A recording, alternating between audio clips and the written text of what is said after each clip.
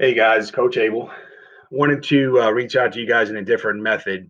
I wanted to start trying to do some video messaging and give you all some announcements via YouTube this season. Seems that our Teams app is as effective as it is. Some of you guys still can't access it from work. Maybe you have a hard time reading the newsletters from your phones. I figured this is probably the most kind of common updated way of getting out information would be with a YouTube video. So when you get a chance, feel free to subscribe to the Fern Creek High Football YouTube channel.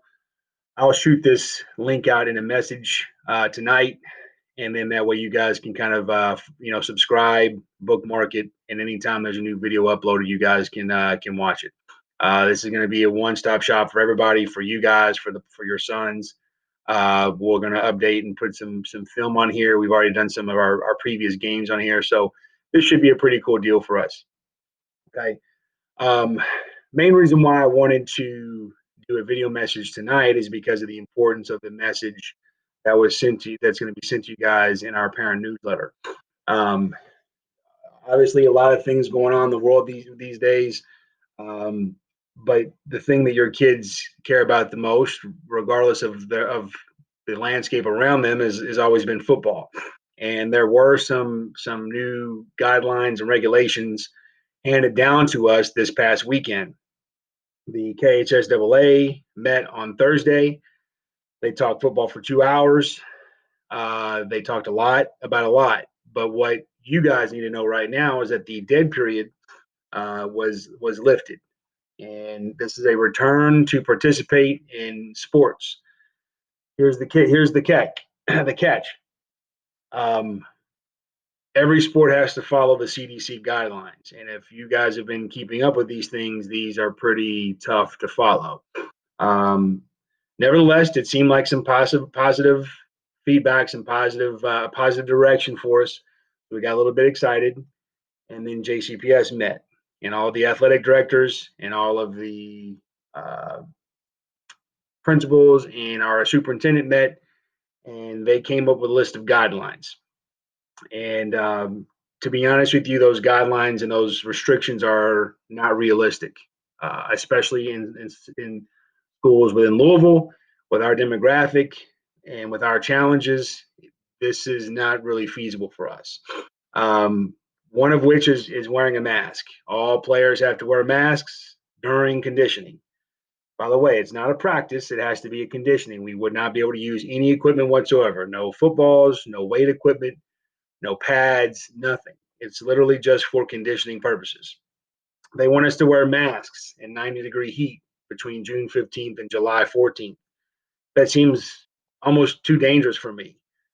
A lot of recycled CO2, a lot of heat trapped in there when we're trying to condition. No matter when you go, it can be really, really humid and hard to breathe. And the last thing we want is anyone to get sick or get in trouble or any of those things because of a lack of a mask. On top of that, I cannot provide water to the players. They would have to bring their own. And if your player was to bring a water bottle and that water bottle was emptied, technically I wouldn't be allowed to give them any more water. Now, would I? Of course I would, right? Um, but by these regulations, I wouldn't be able to do so. Okay. We can only meet in groups of 10 with one coach, 10 kids with one coach per session. We have 70 kids on this football team, not including the incoming freshmen, which we should have about 20 to 25 of them. That's just impossible to do, right? So what I will tell you is that we will have no conditioning sessions in the month of June or July until these restrictions are loosened or relaxed. But with that said, I think it's important that we are still meeting and interacting with your sons, at least on a regularly scheduled basis. We haven't determined what that is yet. Depends on a lot of coach availability, depends on some spacing availability. We would still have to follow CDC guidelines. We would still have to be socially distancing. We would still have to ask players to wear masks, but we can at least get together with these guys once, twice, or maybe even 3 times a week and at least start preparing for the upcoming season. We'll get you guys more information on that as it comes closer to that time. Hopefully sometime this week you're going to get an update from us regarding our plans with that. In the meantime, continue to encourage your guys to work out. keep in top shape. They've got plenty of film and some playbooks that they can be studying digitally right now. Now that school is over, they have all that kind of time. But also, let's make sure that you guys are spending the time the way that we should be spending the time, enjoying the time that we have with our family members, talking about the tough issues that are at home. We have a very diverse football program. We have a very diverse school. We are one of the few schools that is truly a minority majority school, and so it's important that a lot of these conversations are happening at home, no matter what your race or ethnic or cultural background is. I know that they're happening in my household. They've happened within the coaching staff. We've had some really, really good conversations about these things. In the meantime, stay safe, stay positive.